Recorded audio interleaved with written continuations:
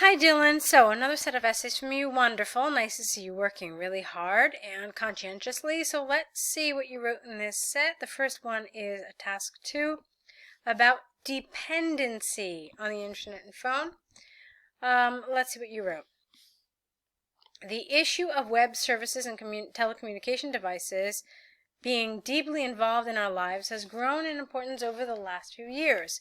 This essay will analyze and explain why the advantages outweigh the drawbacks of the dependency of the internet, it should be on the internet and phones with examples. So far it's perfect. The thing that I really liked is you mentioned that the advantages outweigh the disadvantages, so that's nice and clear. Your viewpoint is clear. And secondly, that you referred to this, dependency. I have to say that of all the essays I read on this is where most are lacking. Students fail to understand that it's not the internet and the phone that we're analyzing necessarily, but it's our dependence on them that is in question, and whether there are more advantages to this dependence than there are disadvantages. So far, at least as far as your introduction is concerned, you've understood this, and that's great, really, because believe me, it's harder than you might think. Let's see, excuse me, sorry for coughing. Let's see what you wrote. On the one hand, there is ample evidence that smartphones and the web have affected our lives positively. The central reason behind this is twofold. Firstly, the increased dependency on phone devices has contributed to significantly less usage of papers globally. Secondly, the internet has paved a way to retrieve and view documents or information seamlessly. For example, recent IMF studies showed that newspaper companies in the West have reported greatly reduced usage of paper when their customers were given an option to subscribe online for the latest news immediately for view on their smartphones or tablets. Therefore, it is, I don't like concisely, that's not right. Therefore, it is abundantly clear. That's a nice collocation you could have used. Therefore, it is abundantly clear that reduced paper usage and online reading were made possible by the advent of smartphones and the internet. Okay, here, Dylan, you kind of got it and then you kind of lost it. So let's talk about what I mean. Remember what I said in the beginning? That this is about dependency, and not whether the internet and the phone has advantages or disadvantages, but our dependency on these. That's what you're being asked to talk about, and it's really laid out really clearly. But I understand that most people have a hard time analyzing the positives of a dependency, because dependency implies something negative, doesn't it? Like we think about dependency on prescription drugs, dependency on alcohol, drugs. So generally, we have this idea that dependency is something negative. And here they're asking you if this particular dependency has more positives or not. You could very easily say that it does not have more positives, okay? But the point is that you're supposed to talk about dependency and whether it has more advantages than disadvantages, okay? So there were parts of this paragraph where I felt like you were so close to getting that particular element of this task correct, and then you kind of lost it. So let's talk about this, okay? You said here that increased dependency on phone devices has contributed to significantly less usage of papers. So that was good. But you know what? You never went into that. You never talked about it here, at least. Now, the thing is that when you have a viewpoint or some sort of an idea, a good idea would be, as you're becoming more familiar with the template and you're experimenting with a little bit, try to put, you said something later on about greater usage of, here it is, reduced usage of paper. So let me tell you what I suggest here. You said that our dependency on phone devices has contributed significantly less usage of papers worldwide. Then you said, let's skip over that secondly. And here, for example, recent IMF studies showed that newspaper companies reported, etc., when they were given the opportunity to subscribe online. Okay, if you had added that something about people being dependent on this news, okay, and being dependent on this service, it would have been great. So what I'm suggesting is take this whole thing here, all right, take this, and then put it right here after the word globally. So in other words, what you're doing is you're getting rid of, wait, hang on. just for the moment, reposition this sentence. Just get it out of there for a minute. Okay? So, let me think.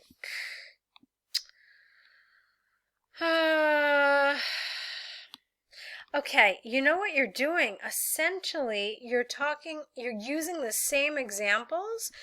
The same example, now I understand. You're using the same example to show why phones and the internet are both kind of, our dependence on this, how, okay, I'm not making sense, forgive me, I'm a little bit under the weather. Basically, I understand it that you've got two main ideas, but that your particular support goes to both of them, now that I'm reading it again an additional time. And that's okay. I mean, that's fine.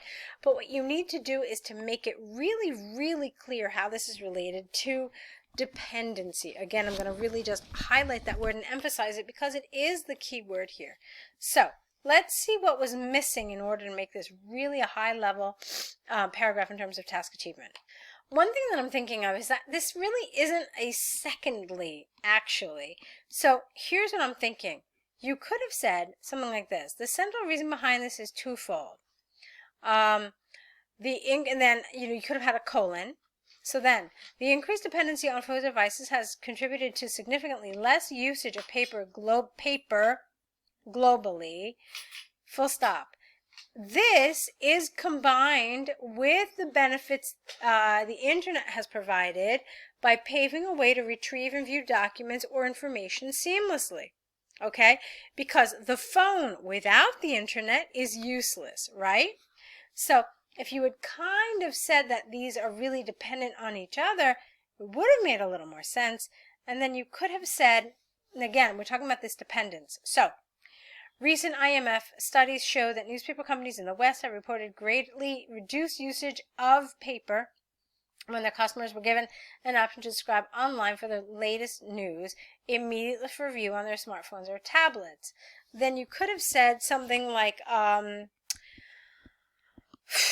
let's see, again, it's this idea of dependence. What I wanted was just one other sentence saying that clearly in the West there is great dependence on up-to-the-date news, which is supplied by online news sources using the internet and phone devices. Okay? So then you could add this. So it might sound kind of, how can I say this, kind of obvious. I realize that. But you know what? That's okay, because IELTS is an exam where it doesn't hurt you to be obvious, okay?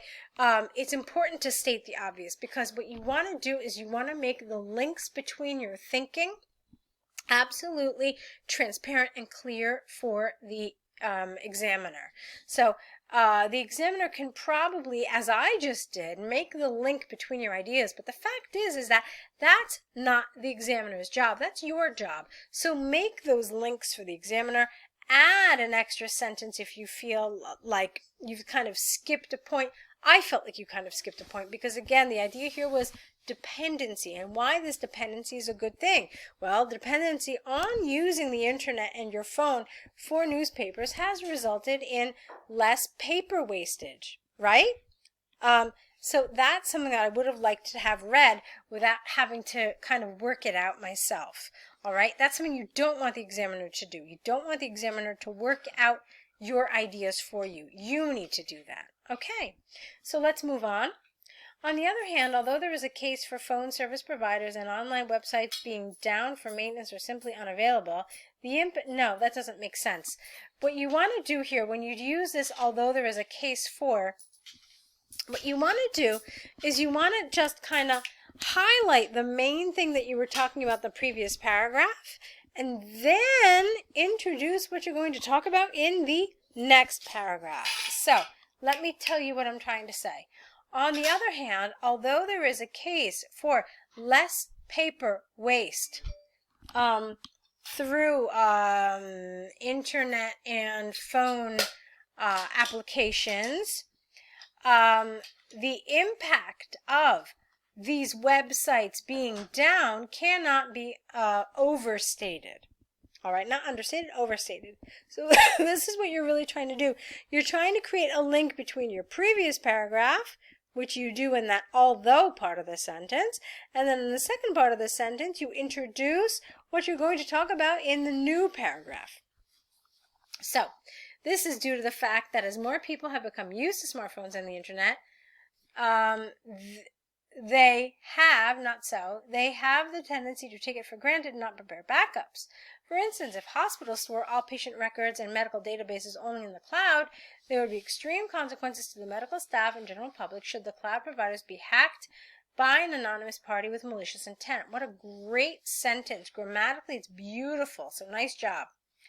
The same, the same concept applies to phones, as people now could keep their contacts in the internal storage of mobile devices as opposed to previously writing down in pen and paper. Important numbers like business clients could easily be lost if the device meets an unfortunate and accidental end. Thus, it is possible to state that secondary backups should be set up in place while the internet and mobile phones are the primary ones. All right, here you never said it outright, but it was implied throughout the paragraph that our dependence can really backfire on us, and that was obvious to me. You didn't have to use the word dependence. It was pretty clear. So I thought this was a great paragraph, and like I said, the downsides of dependence are always really much easier to talk about than the positives. So let's see your conclusion. From the arguments and examples given, I firmly believe that the internet and phone have grown to become only a positive aspect in our daily lives, but we should still consider alternatives to them in case of an emergency. Okay, now the problem with this conclusion is that you're talking about the benefits of the internet and phone, whereas this whole time we've been talking about dependency. Okay, so if you even had said that the internet and phone have grown to become a positive aspect, and our dependency on them is valid, or our dependency on them is understood, or it's completely justified, that would have been a great thing. Our dependency on these devices, on the internet and phone, is completely justified. Okay. Because it really just solves so many problems for us. Okay, that would have been better because you didn't really mention dependency anywhere here. All right, so it's a good essay. What I really want to do is just make it from a good essay to a fantastic essay, which is why I'm giving you a lot of the feedback I'm giving you and why we spent so much time. Wow, we've talked about this for about 13 minutes. So I want to move ahead. I think you have all the information you need about this. Now I want to look at your cover letter. So let's look at that. Dear hiring managers, there should be a comma here. And I'm going to tell you straight away that when you do not know the name of the person you were writing to, the appropriate sign-off is, yours faithfully. It's what we do in a formal letter when you don't know who you're writing to. Is it a little old-fashioned? Yeah, maybe a little bit. But I want you to do it anyway because this is IELTS and it's better to err on the side of caution. So be a little more conservative here. And when you don't know the name of the person you're writing to, simply end it with yours faithfully. If you don't want to do that, then don't call the person hiring manager. Call him Dear Mrs. Jones, Dear Mr. Smith, Dear whoever. Give the person a name, and then yours sincerely is more than appropriate. All right, let's move on. So let's pretend that you did say, Dear Mr. Smith, I am writing this letter to apply for the position of accounting clerk at Haskwell Clarity Consultants with job post number this at Indeed.com. I am glad to inform you that I have met all the criteria of the job, especially the higher education requirement for which I currently hold ACCA, and this is a globally recognized professional qualification in the accounting field. Okay, fair enough. As for the perks, no, you don't mean perks. You're not talking about perks. Perks are what you gain. What you actually mean here is as for the basically qualifications, I don't know. The word I'm thinking of qualifications, honestly. So let's try it. Even though you just said qualification here. Let's just pretend that you didn't say qualification here. And you could have said professional title, for example. So let's try it with the word qualification, see if it works. As for the qualifications required, or the how about this? The selection criteria. That would have been perfect. Let's try it like that. As for the selection criteria, I'm ready to work as soon as possible, and by nature, I am a very meticulous person. I understand that if I were to join now in late November, it is inevitable that all staff would have to work overtime due to the coming Christmas holidays. I am grateful to let you know. No, grateful. That's not the right word. I am pleased, you could have said, to let you know that I have no issues working past the usual hours, even if it is just training. For my, excuse me, you don't mean for, you mean as for, because you said as for here, even though if you used as for again, it's a little repetitive. You could have said, with regard to my experience in the industry, I was employed as a bookkeeper in a medical company in Southeast Asia. In that post, my duties were mainly journal posting, balancing of general ledgers, and preparation of financial reports for the directors. I am confident that these past experiences could prove invaluable to your firm. I hope you will consider me as a possible candidate for Haskell Clarity Consultants, and should you need any reference, please find the enclosed CV along with this letter. Otherwise, you may reach me at this number or send an email to this. I look forward to hearing from you again. Kind regards. Okay, we already talked about the kind regards, so I'm not going to talk about it again. Forgive me for my coughing again. I apologize. I'm sick. I thought it was good. I thought it was very good. Great, actually. You got some nice expressions.